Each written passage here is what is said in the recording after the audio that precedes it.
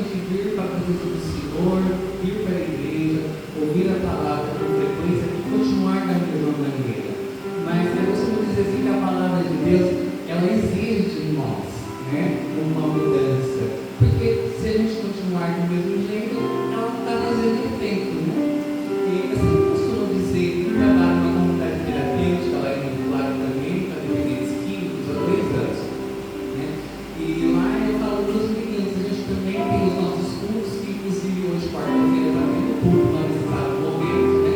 Nós temos lá nosso pastor Francisco, que é o pastor presidente, e todas as quartas e domingos tem os cultos lá.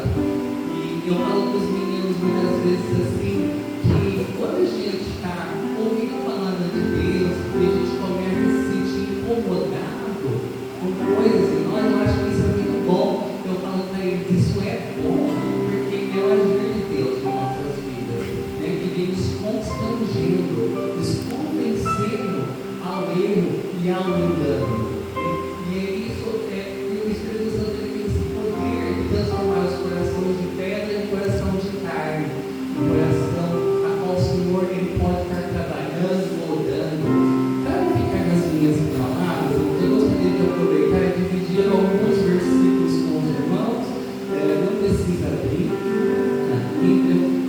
Eu só quero dizer isso porque tem a ver comigo, tem a ver com o meu testemunho, que fala lá em Mateus capítulo 9, diz assim, dizendo-lhe ele essas coisas, a partir do versículo 18, eis que chegou o chefe e o adorou, dizendo, minha filha faleceu agora mesmo, mas vai, impõe-lhe a tua mão e ela viverá.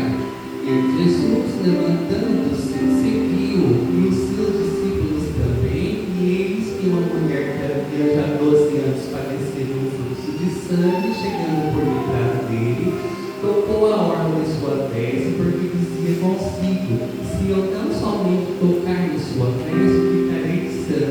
E Jesus, voltando-se e vendo-a, disse, filha, tua fé te salvou. Por que eu disse isso, irmãos? Porque durante a minha vida, quando eu ainda não estava na presença do Senhor, a qual eu vivia na cidade de Rio Claro, me prostituía, e aos poucos, assim, para mim, eu não conseguia ficar de cara limpa, eu costumo dizer dessa forma, né? Então a gente se embriagava muito para poder suportar as coisas que nos vivenciavam na rua. Só que com isso, cada vez piorando, e não ficou só no alto, acabou pelo a droga, acabou entrando, né? E com o passar do tempo, ali eu fui vendo que minha vida foi ficando cada vez mais degradante, né? Ali eu já no trabalho não conseguia, eu tinha emprego fixo embora e eu me prostituía, mas eu já não conseguia mais manter o meu emprego, um bom relacionamento com os meus entes queridos, não tinha dignidade, aquilo que eu chamava de dignidade também, eu não conseguia mais viver sem o uso de drogas, né? E eu vi toda a minha vida se esvaindo, que nem como se fosse esse fluxo de sangue. Tudo que tinha como conspirava como vida foi se esvaindo. E chegou um tempo da minha vida que quando eu comecei a procurar ajuda, né? Primeiramente eu busquei logicamente assim, ajuda médica, né? Fiz tratamento com psicólogos, psiquiatras, medicamentos, tudo que tinha assim, à mão eu busquei e nada adiantou. Então em 2015 eu passei por uma segunda internação, que era uma comunidade evangélica. E ali todo dia tinha culto. Todos os dias às 7 horas iam lá levar a mensagem, né, de Deus. E lá a gente ouvia e eu pensava, bom, família já não tinha mais, já tinha desistido. Amigos, piorou, né? Então eu comecei a falar assim, bom, eu acho que só o que me sobrou mesmo foi esse Jesus, eu dizia. Então, há momentos na vida da gente, irmãos, né? Eu falo isso por mim, por experiência própria, que o Senhor, Ele tira tudo da gente, para que a gente possa se deixar Ele se apresentar para nós. Eu costumo dizer que foi um dos piores momentos da minha vida, só que também foi um dos meus melhores, porque ali eu comecei a ouvir a palavra de Deus, e com o passar do tempo eu fui praticando aquilo que estava sendo falado, né? Fui buscando cada vez mais ter um contato com a orando, jejuando, né? E com o passar do tempo eu via o quê? Que já não estava mais usando drogas, eu já não estava mais me prostituindo. Nessa época meus estudos estavam parados, eu voltei a estudar, eu estava desempregado, a porta abriu. E o melhor de tudo, irmãos, que a igreja ela anunciou o batismo das águas. E eu via bastante, eu falava, bom, João capítulo 3 fala de Jesus, na conversa que ele com Deus, que aquele que não nascesse da água não viria o reino, e aquele que não nascesse do Espírito não entraria.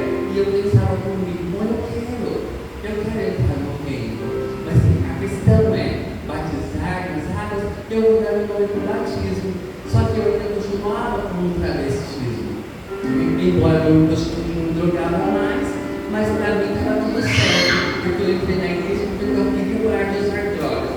E o Espírito Santo falava, eu não faço nada pela metade.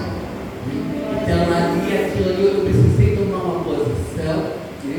Foi uma pregação, o pregador liberou uma palavra de quando Jesus vinha caminhando sobre as águas, e os discípulos atemorizados, porque não reconheceram Jesus por ser noite, e Pedro, ousado como ele era, disse, Senhor Jesus, se é o Senhor mesmo que está conosco em toda essa tempestade, diga que eu vá ter contigo. E Jesus disse, vem. E aquele pregador liberou esse vem com uma grande porcentagem de coragem. E ele disse, hoje o Senhor te dá coragem para você tomar posições nesta noite. E eu saí dali diferente. Naquela noite, era um domingo, eu fui para minha casa e a minha decisão na segunda-feira pela manhã foi a primeira coisa era mostrar no salão de cabeleireiro, porque eu queria cortar os meus cabelos, e assim eu fiz. E quando eu olhei no espelho, não posso deixar de falar isso, eu me senti muito bonito, né? E o Espírito Santo colocou no meu coração, você está vendo? Quando você faz, não por posição do homem, né? Porque quando o homem pede que você faça alguma coisa e impõe, é pesado, é pejorativo, mas quando você segue aquilo que Jesus te direciona a fazer, eu garanto. E foi muito bom, irmão, que eu mudei realmente assim, a minha vestimenta. De lá para cá, o Senhor tem trabalhado cada dia mais na minha vida. É uma renúncia. Afinal de contas, muitas vezes as pessoas me perguntam, é um preço alto demais que você paga. E eu digo, olha, o maior preço foi pago já lá na cruz, com o sangue de Jesus na cruz. E ele mesmo, ele nos diz que aquele que perseguiu deve renunciar a si mesmo, tomar a tua cruz e seguir. Irmãos, cada um aqui temos a nossa cruz diária. Todos nós aqui temos algo ao qual temos que desprender. O reino dos céus é tomado de força. Mas em cima de tudo isso, irmãos, eu me sentia naquele tempo, o que me fazia buscar as drogas, eu vazio dentro de mim, não preenchia. Não preenchia o álcool, não preenchia, ele só mascarava. E a partir do momento que comecei a buscar o Senhor Jesus, olha, verdadeiramente hoje eu me sinto preenchido, uma vida mais feliz, e uma vida que vale a pena ser vivida, que eu posso ter orgulho de ser dividida. Amém, meus queridos?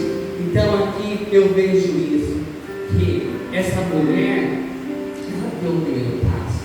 Ela simplesmente não só ouviu Jesus e ficou ali, ela buscou ele. Então, diante de Jesus, independente de qual seja aquilo que terminar as nossas vidas, ao toque dele ao toque dele estanca. E eu creio que a palavra do Senhor Jesus não volta para ele vazia. E se hoje estamos aqui na presença dele, ouvindo e falando dele, é porque ele